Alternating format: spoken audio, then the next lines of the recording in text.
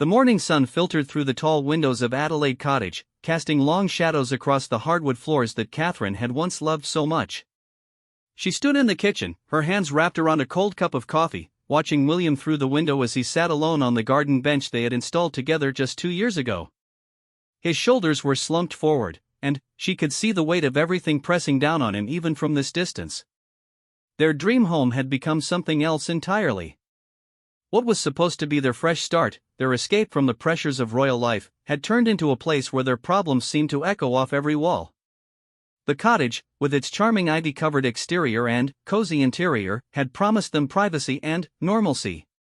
Instead, it had become a witness to their struggles, holding their arguments and tears within its walls like a silent observer. Catherine set down her cup and walked to the living room, where family photographs lined the mantelpiece. Pictures of happier times stared back at her, their wedding day, holidays with the children, moments of laughter that felt like they belonged to different people. She picked up one frame, tracing William's smile with her finger. When had they stopped looking at each other like that? When had the easy comfort between them been replaced by careful politeness and unspoken resentments? The cottage had been their idea of freedom. Away from the grand palaces and constant scrutiny, they thought they could just be a normal family. William could come home from his duties and simply be a husband and father. Catherine could tend to her garden and help the children with homework without photographers lurking behind trees. But reality had a way of following them, even to this peaceful corner of Windsor. The pressure of William's increasing responsibilities had started small. Extra meetings that ran late, phone calls during dinner, weekends interrupted by urgent royal business. Catherine had been understanding at first. She knew what they had signed up for when they married. But understanding didn't make it easier when their anniversary dinner was cut short by a crisis that needed William's immediate attention, or when he missed George's school play because of an emergency meeting with government officials. Then came the media attention that their move was supposed to minimize. Somehow, their private struggles had become public entertainment. Newspapers speculated about their marriage, photographers camped outside their gates, and every time they appeared together, body language experts analyzed their interactions on television. The cottage that was meant to shield them from the world had instead become a fishbowl, with everyone watching and commenting on their every move. Catherine remembered the night when everything came to a head. It was 3 months ago, after a particularly difficult day. William had come home exhausted and frustrated from back-to-back engagements, and Catherine had spent the day dealing with aggressive photographers who had somehow gotten past their security. Their youngest had asked why strangers were taking pictures of their house, and Catherine hadn't known how to explain it in a way that wouldn't frighten him. That evening, as they sat in their living room trying to discuss their day, William's phone rang. Again. It was the 10th call since he had walked through the door. This time, instead of answering it, he stared at the screen with such defeat that Catherine's heart broke. When he finally declined the call, they sat in silence for what felt like hours. "I don't know how to do this anymore," William had whispered, his voice barely audible. It was the first time Catherine had heard him admit that the weight of his position was crushing him. She wanted to comfort him, to tell him everything would be okay, but she was drowning too. How could she help him when she couldn't even keep herself afloat? The children had started to notice the tension. George, their eldest, had become quieter, more observant. He would watch his parents carefully during dinner, as if trying to solve a puzzle he didn't understand. Charlotte asked more questions about why Daddy seemed sad, and Louis sensed the change in atmosphere even if he couldn't articulate it. The family dynamic that had once been filled with laughter and easy conversation had become strained and careful. Catherine found herself walking on eggshells in her own home. She monitored her tone, chose her words carefully, and bit her tongue when frustration bubbled up. William did the same, and their conversations became a series of polite exchanges about schedules and household matters. The deep connection they had shared seemed to be buried under layers of stress and unspoken hurt. The cottage itself seemed to reflect their struggles. Rooms that had once felt warm and inviting now felt heavy with unresolved tension. The garden that Catherine loved had become neglected as she struggled to find motivation for the things that once brought her joy. Even the children's playroom, usually filled with noise and activity, had grown quieter as the family spent more time in separate spaces, each dealing with their own version of the family's pain.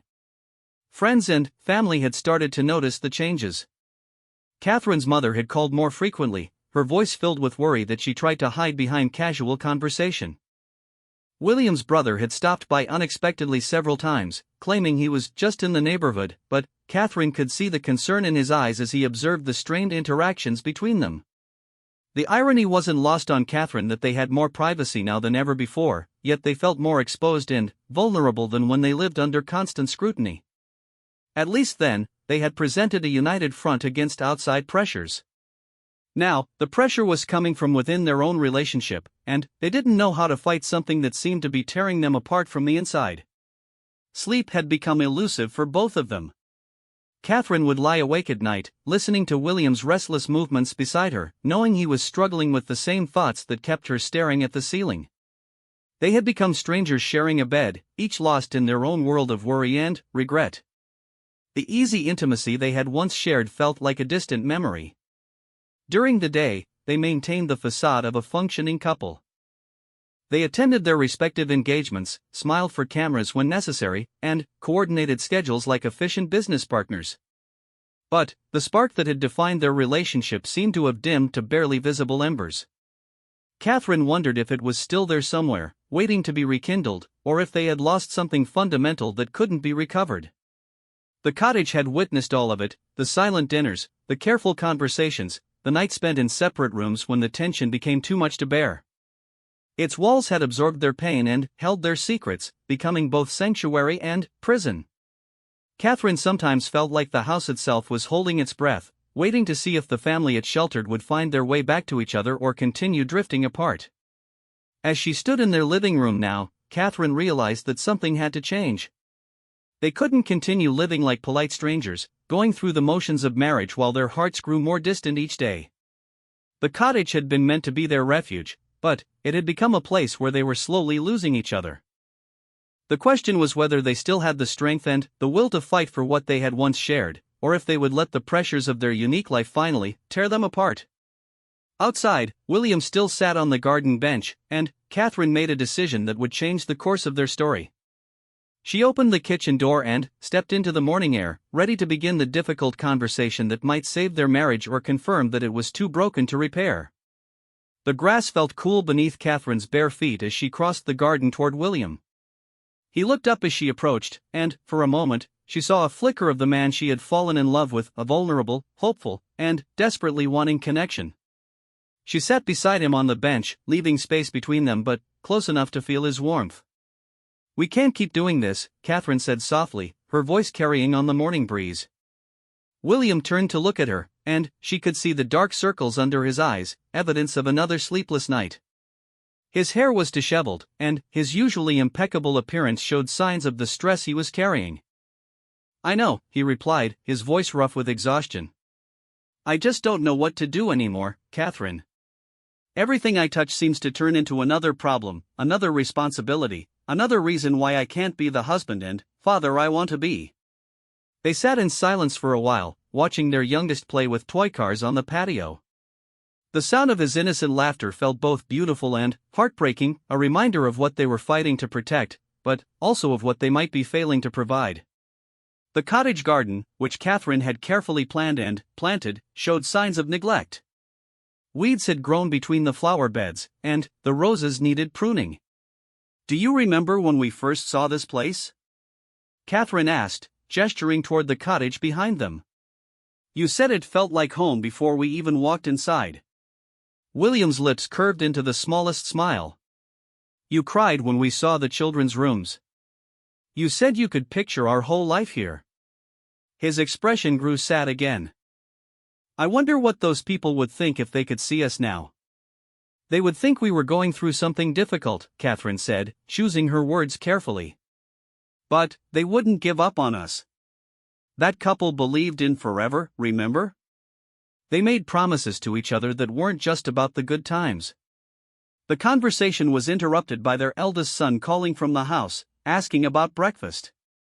Catherine started to get up, but William gently touched her arm. "Let me," he said, and she heard something in his voice that had been missing for months, a desire to take care of his family, to be present in the small moments that mattered. While William went inside to help with breakfast, Catherine remained in the garden, thinking about the conversation they had just begun. It felt different from their recent interactions, more honest, more vulnerable. For the first time in weeks, she felt a small spark of hope that maybe they could find their way back to each other. The morning routine that followed was awkward but genuine. William made pancakes while Catherine helped the children get ready for school. They moved around each other in the kitchen with careful politeness, but there were small moments of connection, hands briefly touching as they reached for the same item, a shared glance when their youngest said something particularly sweet, a moment of teamwork when Charlotte spilled orange juice across the table. After the children left for school with their security detail, Catherine and William found themselves alone in the cottage for the first time in weeks. Usually, one of them would find an excuse to leave or busy themselves with work. Today, they both seemed to understand that avoidance wasn't working anymore. "I've been thinking about seeing someone," William said suddenly, standing by the kitchen island with his hands gripping the counter. "A counselor, I mean. Someone who understands the pressures we're under." Catherine felt her heart skip. It was the first time either of them had acknowledged that they needed help. "Together or separately?" she asked, trying to keep her voice neutral despite the emotion building in her chest. "Both, maybe? I don't know. I just know that whatever I'm doing isn't working. I feel like I'm failing at everything, as a future king, as a husband, as a father. And I don't know how to fix any of it." The vulnerability in his voice broke something open in Catherine.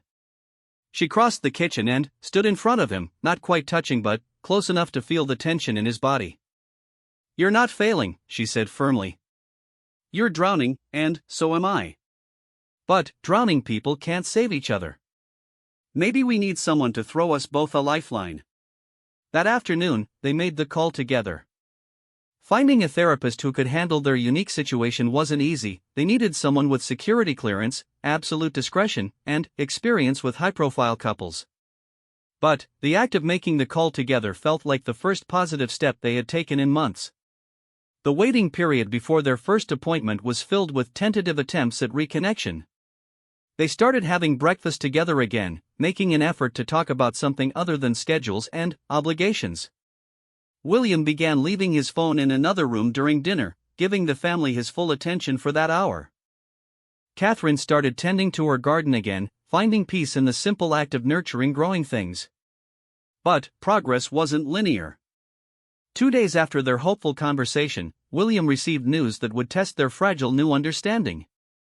His father needed him to take on additional responsibilities, including a 3-week tour that would take him away from home just when they were trying to rebuild their connection. The fight that followed was their worst yet.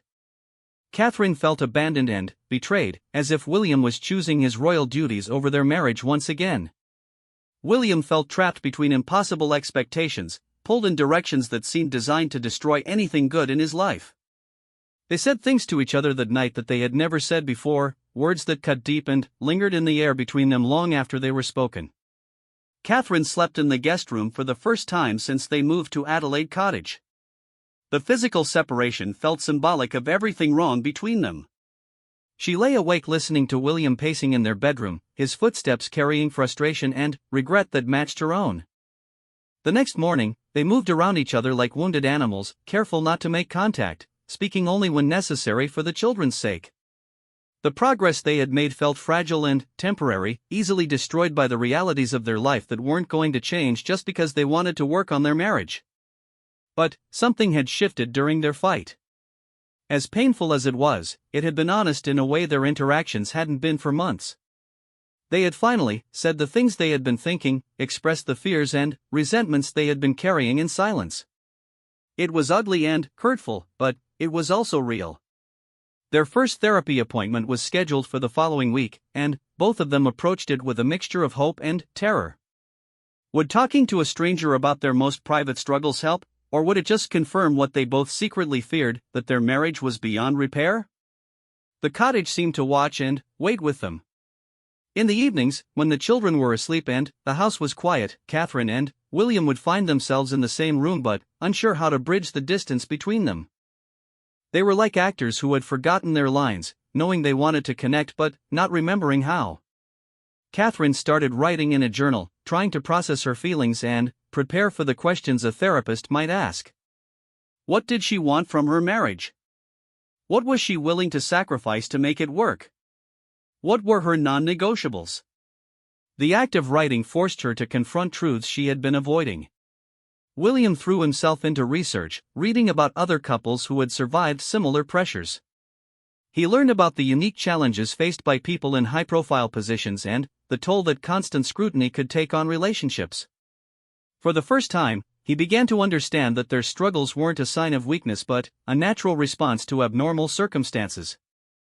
The cottage had become a place of transformation.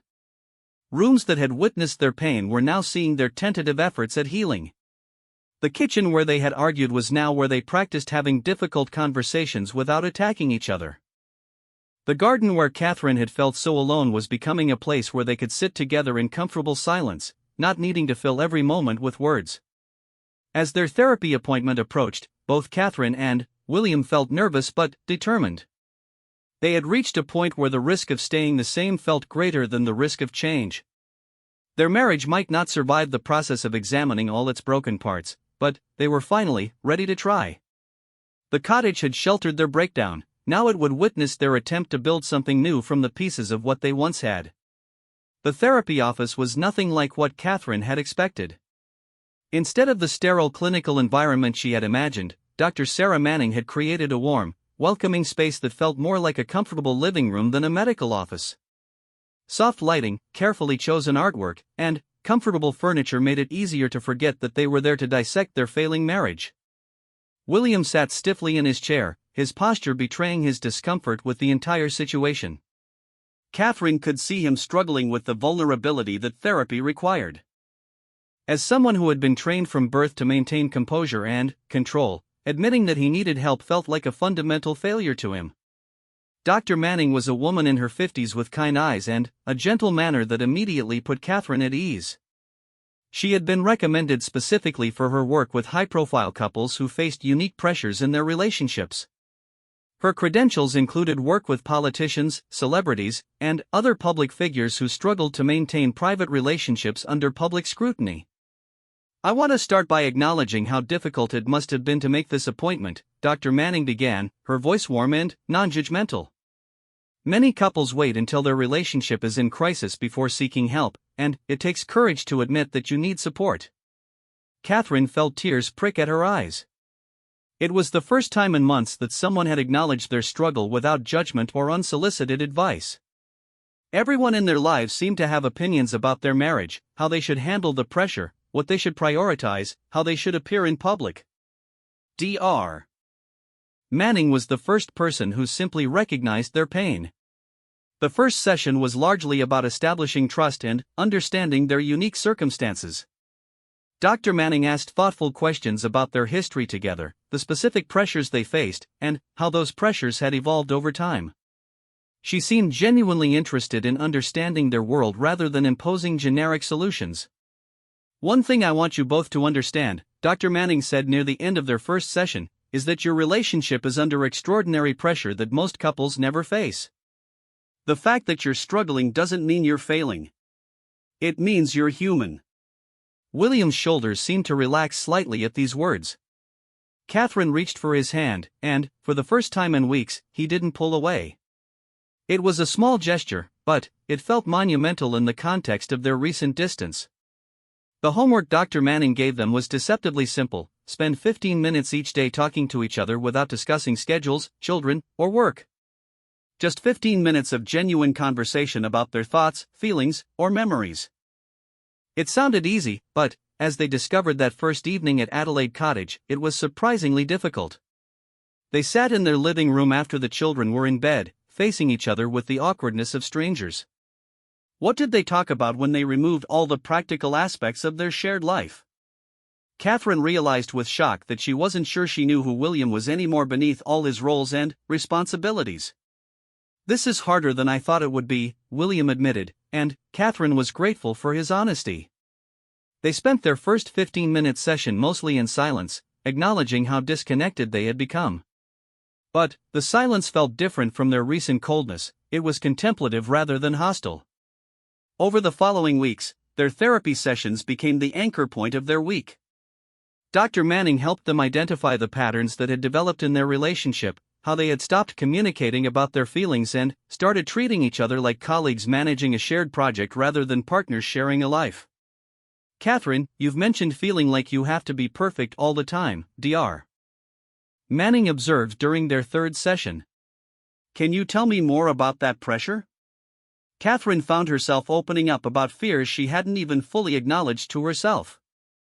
The pressure to be the perfect royal wife, the perfect mother, the perfect public figure had become so overwhelming that she had stopped sharing her struggles even with William. She had become a master of appearing calm and composed while drowning internally. I didn't want to add to his burden, she explained, glancing at William. He was already carrying so much, and I thought I needed to be his source of strength, not another problem for him to solve. William turned to her with surprise and pain in his eyes. But I wanted to help you. I wanted you to tell me when you were struggling. Instead, I felt like you were pulling away from me, like you didn't need me anymore. It was a breakthrough moment, understanding that their attempts to protect each other had actually created more distance between them. Dr. Manning helped them see how their good intentions had created a cycle of isolation that left them both feeling alone in their marriage. The sessions weren't always easy. There were weeks when they seemed to take steps backward, when old patterns reasserted themselves and they left therapy feeling more frustrated than hopeful.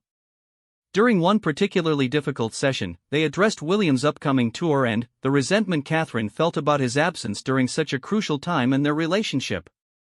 I understand that your duties are important, Catherine said, her voice trembling with emotion. But I feel like I'm always competing with your crown for your attention, and the crown always wins. William was quiet for a long time before responding. I don't know how to be anything else, he said finally. I've been preparing for this role my entire life, and I don't know how to turn it off. But I'm starting to realize that if I lose you, if I lose our family, then none of the rest of it matters. Dr. Manning helped them work through practical strategies for managing William's absence. They planned daily phone calls, video chats with the children, and specific ways for William to show that he was prioritizing his family even while fulfilling his obligations. Most importantly, they established that Catherine wouldn't have to pretend his absence was easy for her, she could acknowledge her feelings without being seen as unsupportive. Back at Adelaide Cottage, small changes began to accumulate. William started a new routine of spending an hour each morning with the children before checking his phone or beginning work calls. Catherine began sharing her daily struggles with him instead of managing everything alone. They instituted a weekly date night at home after the children were asleep, sometimes just sitting in their garden talking, sometimes watching a movie together, sometimes cooking dinner as a team. The cottage itself seemed to respond to the changes in their relationship. Rooms that had felt heavy with tension began to feel lighter. Catherine started bringing fresh flowers from her garden inside, and William surprised her by framing some of their family photos that had been sitting in boxes since they moved in. Small acts of care and attention that had seemed impossible during their darkest period were becoming natural again. Their physical intimacy had been one of the casualties of their emotional distance, and addressing it was one of the most challenging aspects of their healing process. Dr. Manning helped them understand that rebuilding physical connection required rebuilding emotional trust first. They started with small gestures, holding hands during their evening conversations, brief touches while passing in the kitchen, sitting closer together while watching television with the children. The children began to notice the changes too. George started lingering after dinner instead of disappearing to his room immediately. Charlotte asked fewer worried questions about why her parents seemed sad. Louis, always the most sensitive to emotional undercurrents, began laughing more freely and seeking out physical affection from both parents. Healing a relationship is like tending a garden, Dr. Manning told them during one session. You can't force growth, but you can create the conditions where growth is possible. You're both doing the work to create those conditions. As William prepared for his tour, the anxiety Catherine felt was still real, but it was different now. Instead of feeling abandoned, she felt like they were facing the challenge together. They had strategies for maintaining connection across distance, and, more importantly, they had rebuilt enough trust that Catherine believed William when he said he would prioritize their relationship even while away. The night before his departure, they sat together in their garden under the stars. The cottage glowed with warm light behind them, and, for the first time in months, Catherine felt genuinely hopeful about their future. They had learned that their marriage wasn't something that would survive automatically, it required intention, effort, and constant nurturing. But they had also learned that they were both willing to do that work. "I love you," William said quietly, and Catherine heard something in his voice that had been missing: certainty. Not just about his feelings, but about his commitment to fighting for their relationship no matter what challenges they faced. "I love you too," she replied, meaning it completely for the first time in months. They had found their way back to each other, and the cottage that had witnessed their breakdown was now seeing the beginning of their renewal. William's departure for the tour felt different this time. Instead of the cold silence that had marked his previous travels, Catherine stood with the children at the cottage door, genuinely sad to see him go but not feeling abandoned. They had spent the previous evening creating a communication schedule and planning special moments he could share with the family even from thousands of miles away. The first week of his absence tested everything they had learned in therapy. Catherine found herself falling into old patterns of trying to manage everything alone, while William struggled with time zone differences and the overwhelming schedule of royal engagements. But their new tools served them well. Daily video calls became non-negotiable, even when it meant William calling at uncomfortable hours or stepping away from official events. "Mummy, why does Daddy have to be away so much?" Charlotte asked one evening as they were getting ready for bed. It was a question Catherine had dreaded, but Dr. Manning had helped her prepare for it. "Daddy has a very important job helping people all over the world," Catherine explained, sitting on Charlotte's bed. "Sometimes that means he has to travel far away. But even when he's not here, he's always thinking about us and loving us. And he always comes home." The children adapted to their father's absence with the resilience that had always amazed Catherine. George took on more responsibility around the house without being asked, Charlotte created artwork to send to William via email, and Louis insisted on saying goodnight to his father through video calls even when the time difference made it morning where William was. Catherine used William's absence as an opportunity to focus on her own healing and growth. She continued her therapy sessions alone, working through her own fears and insecurities that had contributed to their marital problems. Dr. Manning helped her understand how her perfectionist tendencies and fear of being a burden had prevented her from being authentic in her relationship. "You've spent so much energy trying to be the wife you think William needs that you've forgotten to be yourself," Dr. Manning observed during one of their individual sessions. "But he married you, not the perfect royal wife persona you've created." This insight hit Catherine deeply. She realized that in trying to protect William from her struggles, she had deprived him of the chance to truly know and support her. She began sharing more of her daily challenges and victories in their phone calls, allowing him to see her as a complete person rather than just a capable manager of their home life. William's messages from the tour revealed his own growth. Instead of just reporting on his official activities, he shared his emotions about missing family moments and his gratitude for the support Catherine was providing at home. He sent photos not just of the places he visited, but of moments that reminded him of their family, a garden that looked like Catherine's, children playing games that their own kids would enjoy, local artwork that made him think of Charlotte's creativity.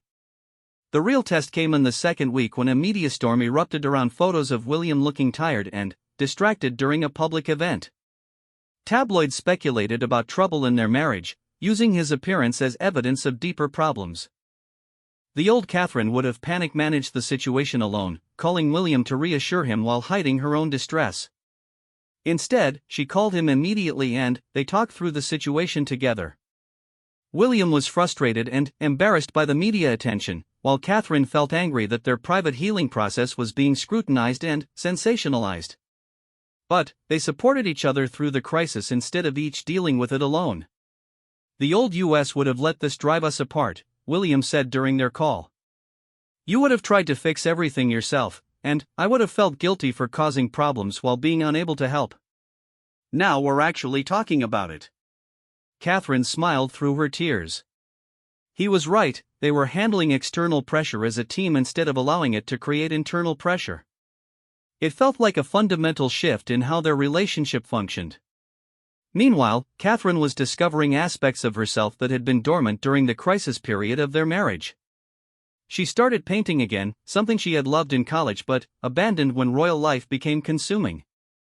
The children were fascinated by this new side of their mother, and soon art projects became a regular family activity in their cottage. She also began reaching out to friends she had distanced herself from during the worst period of their marital troubles. Catherine realized she had isolated herself not just from William, but from other sources of support and joy in her life. Rebuilding these connections was another step in becoming whole again. The cottage itself was transforming along with its inhabitants. Catherine and the children rearranged furniture to create better spaces for family time. They hung William's photos from the tour alongside the children's artwork, making him feel present even in his absence. The garden, which Catherine had neglected for months, was thriving under her renewed attention. When William called for their nightly conversation during his third week away, he could hear the difference in Catherine's voice immediately. There was an energy and lightness that had been missing for so long that he had forgotten what she sounded like when truly happy. "You sound like yourself again," he told her, and Catherine knew exactly what he meant.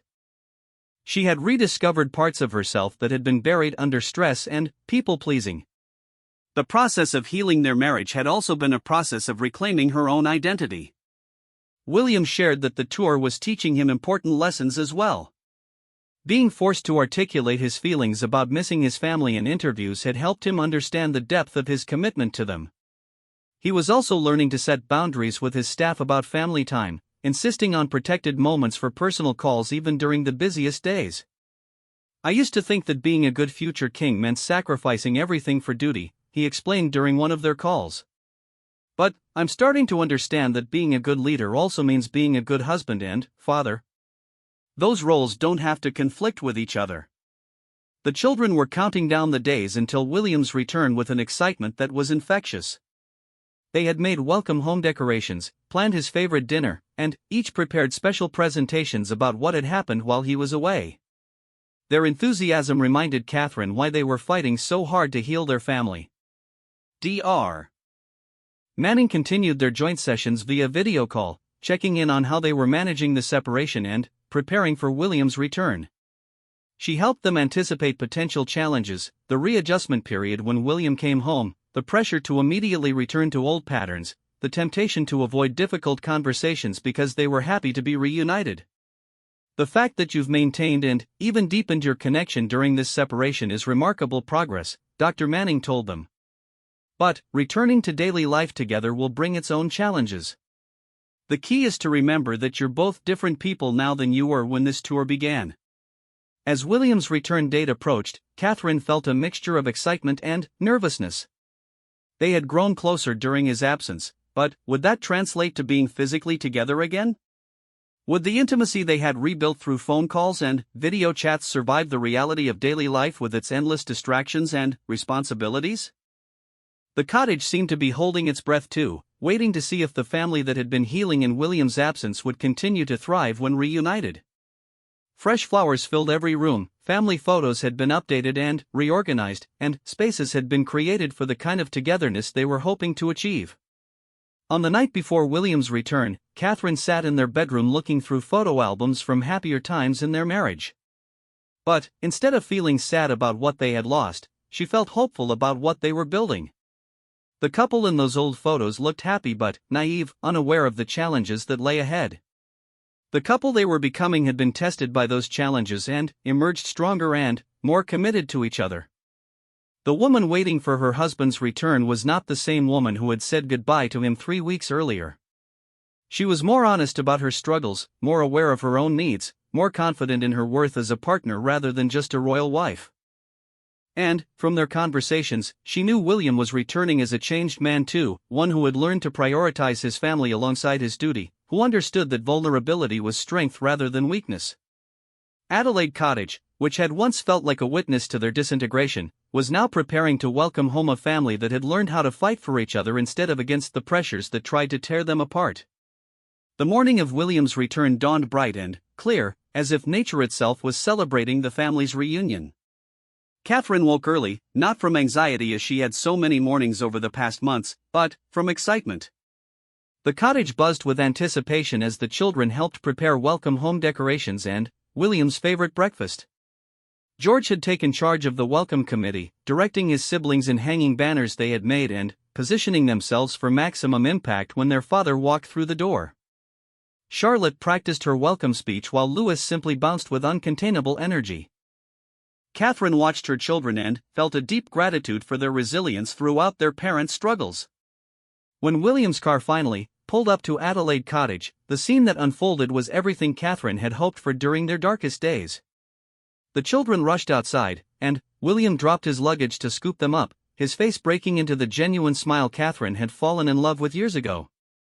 But it was the look he gave her over their children's heads that told the real story, eyes full of love, determination, and hope for their future. The first few hours of reunion were a careful dance of readjustment. William listened patiently to 3 weeks' worth of stored-up stories from the children, admired their artwork, and gave his full attention to their welcome home presentations. But Catherine could see him stealing glances at her, both of them aware that their real reunion would come when the children were asleep and they could finally talk alone. Dinner that night felt like a celebration. William's stories from the tour captivated the children, but, more importantly,